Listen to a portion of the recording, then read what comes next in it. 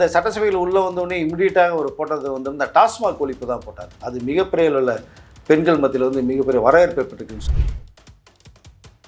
போதையை நீங்கள் விற்று தானே சம்பாரித்து எல்லா பக்கமே நீங்கள் காசை சேர்த்து வச்சு கொடுத்துருப்பீங்க. இப்போ எல்லாத்தையும் வேரோட பிடிக்கிட்டோம்னா, எனக்கு வந்து இந்த முதல்வன் படம் பார்த்தது மாதிரி தான் எனக்கு இருக்குது. அப்படியே போயிட்டுருக்கு ஸ்பீடாக. மக்களுடைய ஆதரவு இதில் நிறையா இருக்குது. இந்த மாதிரி தான் நாங்கள் எதிர்பார்த்தோம்ன்றாங்க. காஃபி கடை நேயர்களுக்கு வணக்கம். இன்று நம்மோடு இணைந்திருப்பவர் மூத்த பத்திரிகையாளர் திரு வெங்கடேஷ் அவர்கள். வணக்கம் சார். வணக்கம். விஜயின் அரசியல் வருகை எனக்கு தெரிஞ்சு அவர் பதவி ஏற்றதுக்கு அப்புறம் நம்மளே இன்னும் பேசலைன்னு நினைக்கிறேன். இப்போதான் வந்திருக்கோம். சட்டசபையில் விஜய் அவர்களோட நடவடிக்கைகள்லாம் எப்படி சார் இருக்கு? ரொம்ப நல்லா இருக்குங்க. ரொம்ப ஸ்பீடாக இருக்குது. ரொம்ப எல்லாருக்கும் புரியும்படியாக ஒரு யதார்த்தமாக இருக்குன்னு நினைக்கிறேன். நிறைய கேள்விகள் வந்தது. கேள்விகளுக்கு டக்குன்னு பதில் சொல்லாரு. இம்மிடியட் ஆக்ஷன் எடுக்கிறாரு.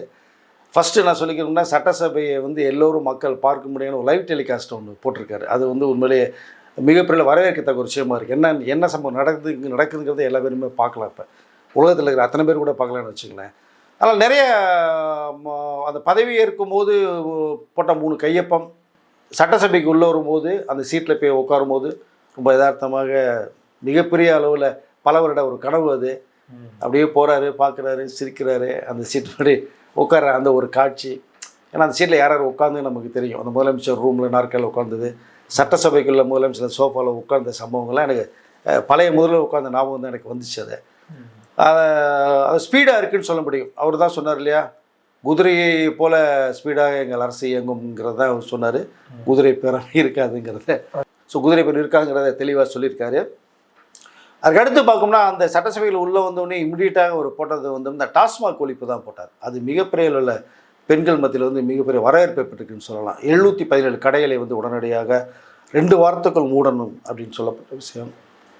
இப்போ டக்குன்னு ஒரு ஃபஸ்ட்டு வந்து ஒரு 50 கடைகளுக்கு மேலே 120 கடைகள் இப்போ மூடிட்ட ஒரு தகவல் வந்துட்டுருக்கு. 1 by 1 2 வாரத்தில் மூடப்படுங்கிறது. முக்கியமாக இந்த bus stand, school, college, market அப்படிங்கிற அளவு இந்த பெண்கள் சம்மந்தப்பட்ட அந்த முக்கியமாக இடங்கள் எல்லாத்துலேயுமே தூக்கணுங்கிறது அது எல்லா கட்சி தலைமையும் வரவேற்றிருக்காங்க. சார், இப்போ எனக்கு என்ன கேள்வினா சார், விஜய் அவர்கள் இந்த 717 கடைகளை மூடினதும் இருக்கட்டும், அப்புறம் செங்கப்பெண்கள் திட்டமாக இருக்கட்டும், அதுக்கப்புறம் போதை ஒழிப்புக்காண்டி சிறப்பு படை அமைச்சது, இது எல்லாமே வந்து ஆண்களுக்கு அது ஹெல்ப்ஃபுல்லாக இருக்கோ தவிர தமிழ்நாட்டு பெண்களுக்கு அது மிகப்பெரிய ஒரு ரிலீஃபான ஒரு விஷயமா இருக்குது. ஏன்னா எப்போ பார்த்தாலும் ஒரு போராட்டம் நடக்கும். ஒயின் ஷாப்பை மூடுங்க, இந்த போதைப் பொருளை தடை பண்ணுங்கன்னு சொல்லிட்டு பெண்கள் தான் போராடுவாங்க. ஏன்னா மெஜாரிட்டி அவங்க தான் இதில் பாதிக்கப்படுறாங்கிற போது பெண்களுக்கான விஷயத்தில் விஜய் பெருசாக கான்சன்ட்ரேட் பண்ணுறாரா சார்? நிச்சயமாங்க. ஏன்னா பெண்களுடைய ஆதரவு தான் அவருக்கு மிகப்பெரிய இருந்தது. அது எல்லாத்துக்குமே தெரியும். நீங்கள் குடும்பத்தை வந்து கட்டி காக்கிறத வந்து ஆம்பளை வந்து வேலைக்கு போய்ட்டு சம்பாரித்து கொண்டு வரது, அந்த குடும்பத்தை இருக்கிற பணத்தை வச்சு மெயின்டைன் பண்ணி கொண்டு போகிறது ஒரு பெண் தான். இப்போ அந்த குடும்பத்தினுடைய வலி, கஷ்ட நஷ்டங்கள், சந்தோஷ துக்கம் எல்லாமே அவங்களுக்கு தெரியும். இப்போ இந்த போதை இதில் வந்து ரொம்ப பாதிக்கப்படுறது பெண்கள் தான். நிறைய பேர் அடித்து உடைச்சி இருக்கிற சாப்பாட்டை தட்டி எறிஞ்சு யாரையும் சாப்பிட விடாமல் காசு கொடுக்குறியா இல்லையா, எத்தனை பசங்க வந்து தண்ணிட்டு காசுலாம் பாட்டியோ அம்மாவெல்லாம் இந்த கொலை பண்ண கேஸ்லாம் எத்தனை பேர் இந்த பேப்பரில் படிச்சிருக்கோம். ஸோ பொண்டாட்டியோட காசெல்லாம் தாலி அறுத்துட்டு போனது, பிள்ளைய இப்போ ஸ்கூல் கட்டதாக வச்சு இந்த பணத்தை திருடிட்டு போய் போனால் அந்த போதை அப்படிங்கிற ஒரு விஷயம்.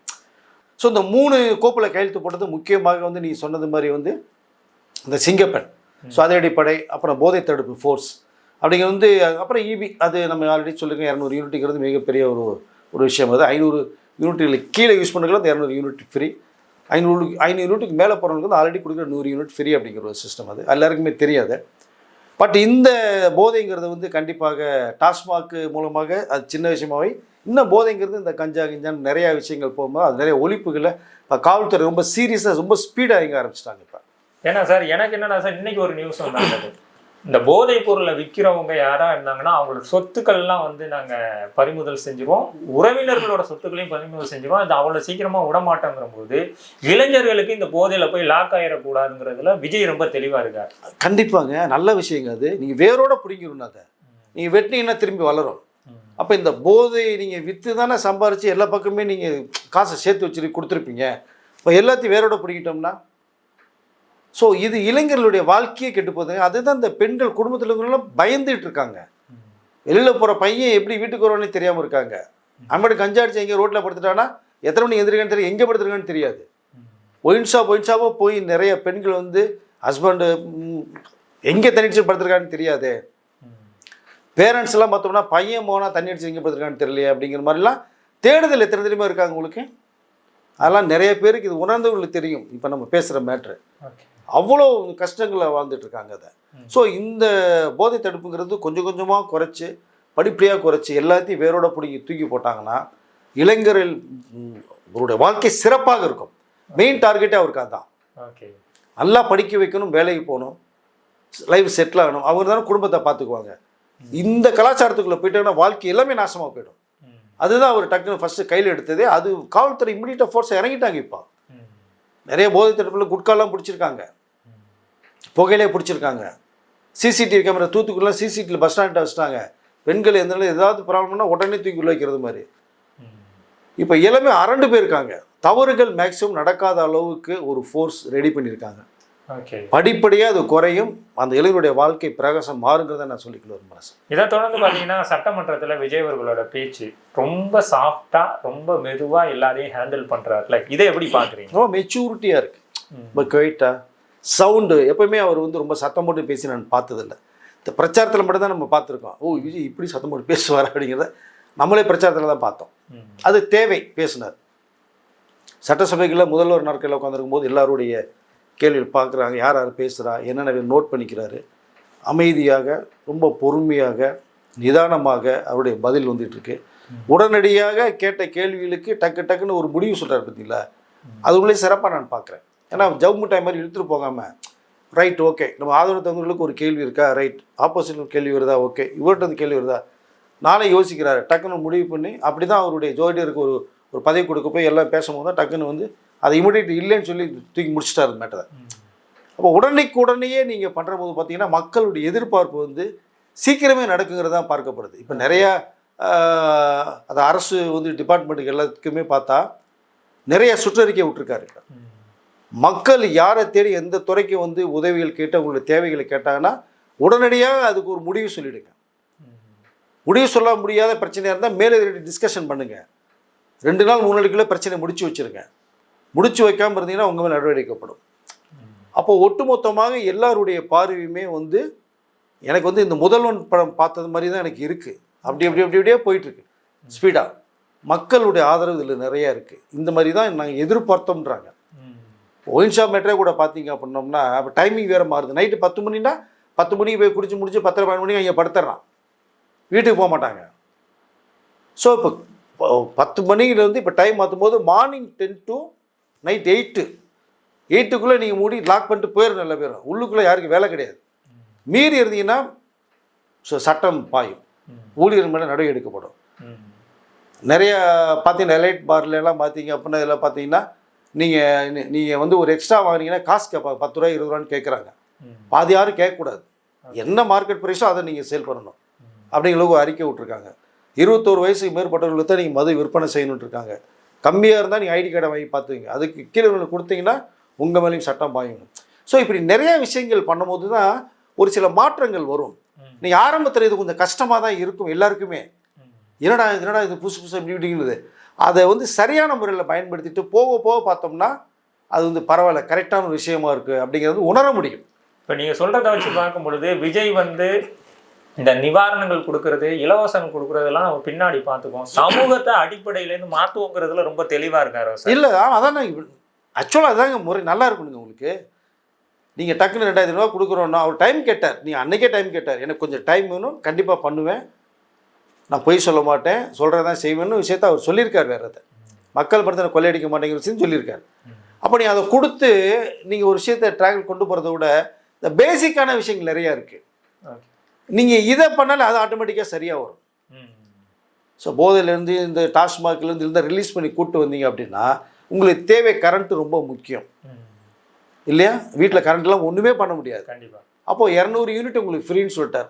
500 யூனிட் கீழே 495 யூனிட் யூஸ் பண்ணி 498 யூஸ் பண்ண கூட வந்து 200 யூனிட் ஃப்ரீ. 500க்கு மேலே 505 510 மேலே போச்சுன்னா 100 யூனிட் ஃப்ரீ ஆல்ரெடி இருக்கிறது. ஸோ இப்போ இது ரொம்ப முக்கியம். அப்புறம் தண்ணி பிரச்சனை, ரோடு, பஸ்ஸு, ஹாஸ்பிட்டல், இந்த விஷயங்கள் பேசிக்கான விஷயங்களை மக்கள்கிட்ட சரி பண்ணாலே நிம்மதியாக ட்ராவல் பண்ணுவாங்க. ரெண்டாவது பஸ்ஸில் ஃப்ரீ சொல்லிட்டார். தமிழ்நாடு பூரா இருக்கிற பஸ்ஸில் பெண்கள் எங்கே வேணாலும் போகலாம் வரலாங்கிற ஒரு ஸ்டேட்மெண்ட்டை கொடுத்துட்டார். இப்போ அவர்கள் எது தேவையில்ல, காசு தேவையில்லை, டக்குன்னு சொந்தக்கார வீட்டுக்கு போகணுன்னு டக்குன்னு போயிடுவாங்க, வருவாங்க. ஸோ இந்த விஷயங்கள் பேசிக்கான விஷயங்கள் அவர் பண்ண ஆரம்பிச்சிருக்காரு. போக போக அவர் சொன்ன விஷயம் அறிக்கைகள் கொடுத்தாரு இல்லையா, அதுக்கு ஒரு டைம் கேட்டிருக்காரு. டைம் எடுத்து போக செய்கிறதுக்கு வாய்ப்புகள் நிறைய இருக்கும். ஐபிஎல் பார்த்துக்கிற இந்த இளைஞர் கூட்டத்தெல்லாம் அசம்பிளி வீடியோ பார்க்க வச்சிட்டாரு விஜய் அப்படிங்கிற மாதிரிலாம் சொல்லிக்கிட்டு இருக்காங்க. இன்னொன்று என்னன்னா சார், நான் ஒரு மீம் பார்த்தேன், அது பயங்கரமாக இருந்தது. ஆனால் நீ நார்மலாக பேசினா நல்லா இல்லைண்ணா, அனிருத்துக்கு ஒரு போஸ்டிங்கை போட்டு உள்ளே கொடுத்துட்டு பின்னாடி பிஜிஎம் போட சொல்லுங்கண்ணா அப்படிங்கிற மாதிரி ஒரு மீம் பார்த்தேன். இளைஞர்கள் அசம்பிளி விஷயங்கள் அரசியலில் வந்து விஜய்னால இப்போ நிறைய கவரப்பட்டிருக்காங்க. இதை எப்படி பார்க்குறீங்க? இல்லைங்க, படித்தவர்கள் அரசியலுக்கு வரணுங்க. டிவிக்கெல்லாம் படித்தவர்கள் நிறைய பேர் உள்ளே இருக்காங்க. உங்களுக்கு அதை இளைஞர்களுக்கு அரசியலில் வந்து எலெக்ஷன் முன்னாடி புரிய வச்சார், தெரிய வச்சார். கடந்து போனாங்க ஓட்டுச்சாடின்னு உள்ளே இழுத்தார், ஓட்டு போட வச்சார். ஓ இப்படி தான் இருக்குமா ஓட்டு மையம், இப்படி தான் இருக்குமான்னு தெரிஞ்சுக்கிட்டாங்க. அப்போது நீங்கள் சட்டசபையில் லைவ் டெலிகாஸ்ட் நான் சொல்லியிருக்கேன். இப்போ அதை வந்து பார்க்கறது வாய்ப்பு உருவாக்கிட்டார். என்ன நடக்கிறது, இதுதான் நடக்கும், நீங்கள் பார்த்துங்க. இது கூட அவங்களுக்கு தெரியாது கண்டிப்பாக. ஸோ சட்டசபை இப்படி தான் இருக்குங்கிறத புரிஞ்சுக்கிட்டாங்க. அப்போது ஓ இப்படி தான் இருக்கும்.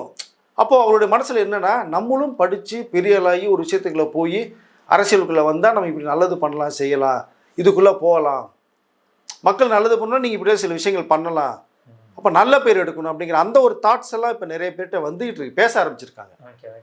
இது உண்மையிலே வரவேற்கத்தக்க விஷயம் தானே உங்களுக்கு. இளைஞர்களை வந்து, ஏன்னா இளைஞர்கள் தான் நாட்டின் முதுகெலும்பு. அவர்களை சிறந்த வழியில் கொண்டு போயிட்டீங்க அப்படின்னா நாடு சிறப்பாக இருக்கும்.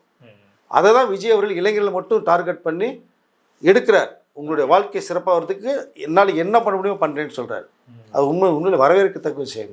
இன்னொரு விஷயம் என்னன்னா சார், திங்கட்கிழமையோட சட்டசபை வந்து நிறைவடைஞ்சிச்சு. அதுக்கப்புறம் எப்போ ஆரம்பிப்போங்கிறது பின்னாடி அறிவிப்போம் அப்படின்னு சொல்லிட்டாங்க. இவங்க என்ன கேட்குறாங்கன்னா, அப்போ நாளைக்கு நீங்கள் வரமாட்டீங்களா சட்டசபைக்கு, நாளைக்கு இந்த வீடியோ இருக்காதா அப்படின்னு சொல்லிட்டு கேட்குறாங்க. இன்னொன்று என்ன சொல்கிறாங்கன்னா, இப்போ யார் ஜனநாயகன் படத்தை வாங்குறாங்களோ எக்ஸ்ட்ரா சேர்த்து இந்த அசம்பிளி வீடியோவே லைவ் டெலிகாஸ்ட் வாங்கினா பயங்கரமாக சம்பாதிக்கலாம் இனிமேல் அப்படிங்கிற மாதிரிலாம் சொல்கிறாங்க போது, அரசியலை ஜாலியாக வந்து இளைஞர்கள் பார்க்குறாங்க, அதை வந்து புரிஞ்சுக்கவும் செய்ய ஆரம்பிச்சிட்டாங்கல்ல. இது விஜய் வந்ததுனால தானே சார் நடந்திருக்கு. ஆமாம், அதான் உண்மை. உங்களுக்கு அதான் சொல்லலையா, எல்லாமே இதை வேணான்னு சொல்லி ஒதுங்கி போனவர்கள் தான். அது ஜாலியாக பார்க்க கூட எடுத்துக்க முடியாது. ஓ இப்படி இருக்குது, அதை நம்மளுக்கு வந்து தெரிய வச்சிருக்காரு நம்ம தமிழக முதல்வர் அப்படிங்கிற பார்வை தான் இப்போ இருக்குது அவங்களுக்கு. அதை வந்து பெண்கள் ரொம்ப ஒட்டுமொத்தமாக பெண்கள் ரொம்ப ஆதரவு கொடுத்துருக்காங்க. இப்போ சமீபத்தில் 2-3 நாள் நடக்கிற விஷயங்களுக்கு அவருடைய ஸ்பீச்சு, நீங்கள் சினிமாவில் டைலாக் பேசுகிற விஜய் அவர்களை நீங்கள் பார்த்துருப்பீங்க, இது வேறு டோனில் பார்க்குற விஜய் நீங்கள் பார்த்துட்ருக்கீங்க தமிழ் முதல்வராக. அப்போ அந்த டோனே மாறுது. அப்போது இது வந்து ரொம்ப ஒரு இன்ட்ரெஸ்டிங்காக சுவாரஸ்யமாக ஒரு மனசில் வந்து பதிஞ்சிருக்கு.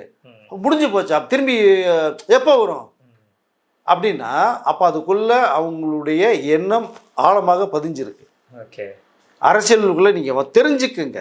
ஃபர்ஸ்ட் நீங்கள் படிக்கும்போது இந்த பொலிட்டிக்கல்லாம் இருக்குது உங்களுக்கு, அதை விஷயம் தெரிஞ்சுங்க. நாளைய வளர்ச்சிக்கு நீங்கள் தான் முக்கியமான காரணம் அப்படிங்கிறது தான் தமிழக முதலமைச்சருடைய மிகப்பெரிய ஒரு ஆசை. அதை வந்து இப்போ இளைஞர்கள் வந்து அவர் வழியில் தெரியறதுக்காக போய்கிட்டு இருக்காங்கன்னு தான் சொல்ல முடியும். இன்னொரு விஷயமும் சொல்கிறாங்க, எங்கள் அண்ணன் பாட்டு படம் நடிச்சுக்கிட்டு ஷூட்டிங் போயிட்டு வீட்டில் வந்து படுத்து வாங்கிட்டு இருந்தார், இப்போ தெருவா சுத்த விட்றீங்களப்பா அப்படிங்கிற மாதிரிலாம் சொல்கிறாங்க. விஜய் எங்கெங்கெல்லாம் போக முடியாதுன்னு ஒரு சூழல் இருந்துச்சோ, இப்போ முதலமைச்சராகி அந்த இடம் மண்ணடி ரோட்டுக்குள்ளே போகிறாரு சார், அந்த ரோட்டுக்குள்ள எப்படி சார் போக முடியும்? முன்னே போக முடியுமா? போக முடியாது. இப்போ இந்த பாதுகாப்பு இருக்குது. ஸோ தமிழக முதல்வர் அவருக்குள்ளே பாதுகாப்புகள் பலப்படுத்தியிருக்கு. ஸோ எங்கெங்கே போகணும்னு நினைக்கிறாரோ இங்கே போவார். தேர்தலுக்கு முன்பாக மக்களை போய் நிறைய சந்திக்க முடியல, அவர்னால நிறைய இடங்களுக்கு போக முடியல. இப்போ அவருடைய பாதுகாப்போடு அந்த மக்களை போய் சந்திப்பார், சந்திக்கவும் போகிறார்.